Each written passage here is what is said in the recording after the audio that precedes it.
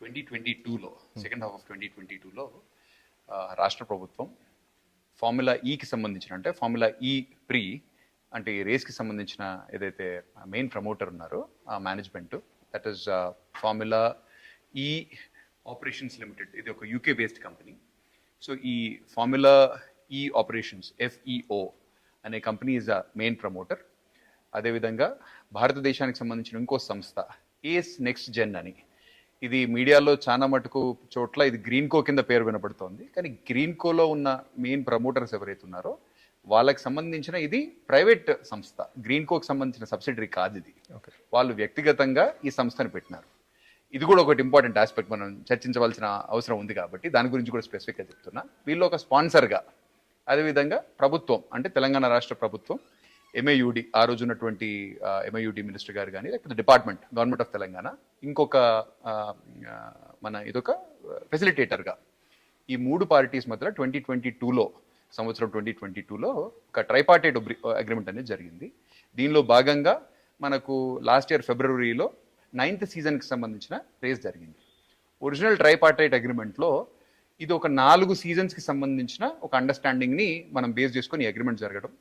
దానిలో భాగంగా I think ఏదైతే ఈ ఏస్ నెక్స్ట్ జెన్ ఎవరైతే స్పాన్సర్ ఉన్నారో ఆ స్పాన్సర్స్ కొన్ని డబ్బులు ఖర్చు పెట్టడం, వాళ్ళకు సంబంధించిన ఏదైతే ఆ కంపెనీ ఉందో ఆ కంపెనీ మెయిన్ ప్రమోటర్కి కొన్ని డబ్బులు ఇవ్వడం, అదేవిధంగా తెలంగాణ రాష్ట్ర ప్రభుత్వం కూడా ఆ రోజు ఉన్నటువంటి ప్రభుత్వం వాళ్ళకి కావాల్సిన ఏవైతే అరేంజ్మెంట్స్ ఉంటాయో అంటే బేసిక్ కావాల్సిన రేస్ ట్రాక్ కానీ, సివిల్ అమ్యూనిటీస్ కానీ, ఇన్ఫ్రాస్ట్రక్చర్ కానీ అగ్రిమెంట్లో భాగంగా ఈ ఇన్ఫ్రాస్ట్రక్చర్ కానీ సివిక్ అమ్యూనిటీస్ ఏవైతే ఉన్నాయో తెలంగాణ రాష్ట్ర ప్రభుత్వం కల్పించాలి. కాబట్టి సుమారు ఐ థింక్ ఒక 10 నుంచి 12 కోట్ల రూపాయలు రాష్ట్ర ప్రభుత్వం ఖర్చు పెట్టి ఫిబ్రవరి 2023లో ఈ మొదటి సీజన్ అంటే మన సీజన్ 9 అనేది ఆల్రెడీ జరిగింది. అది రీజనబుల్గానే జరిగింది అనేది మనకున్న ఫీడ్బ్యాక్.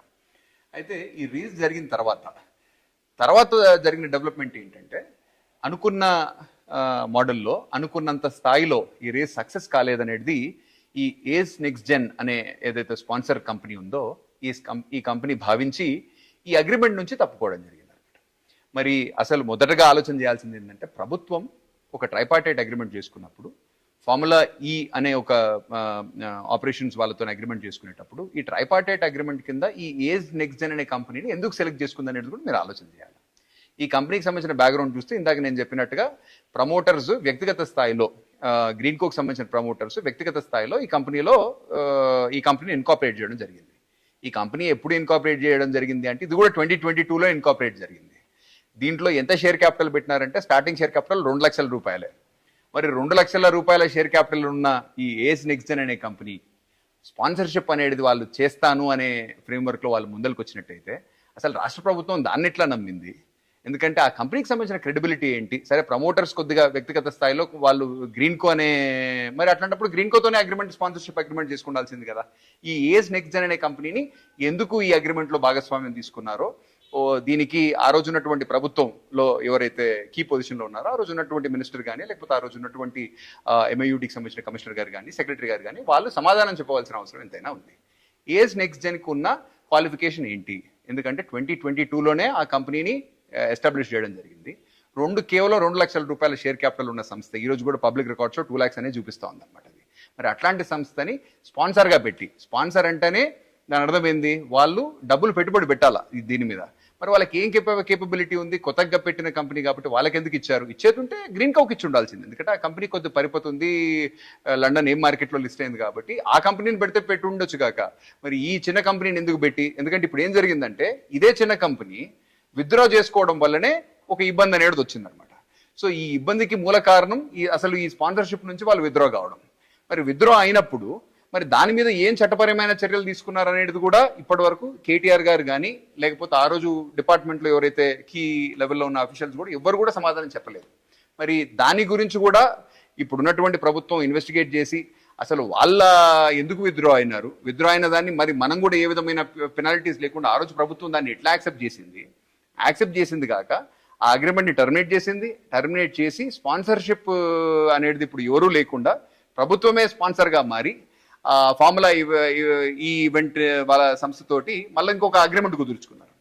ఇక్కడ ఒక ముఖ్యంగా జరిగిన ఒక మెయిన్గా ఈరోజు వస్తున్న చర్చ, ఈ చర్చ కూడా ఎందుకు వచ్చిందంటే మొదటి అగ్రిమెంట్ క్యాన్సిలేషన్ కంటే ముందు, రెండో అగ్రిమెంట్ అసలు స్టార్ట్ అయ్యే కంటే ముందే ప్రభుత్వం స్పాన్సర్గా మారి సుమారు ఒక మొదటి విడతగా ఒక 22 కోట్లు, రెండో విడతగా ఒక 23 కోట్లు, సుమారు 45 కోట్లను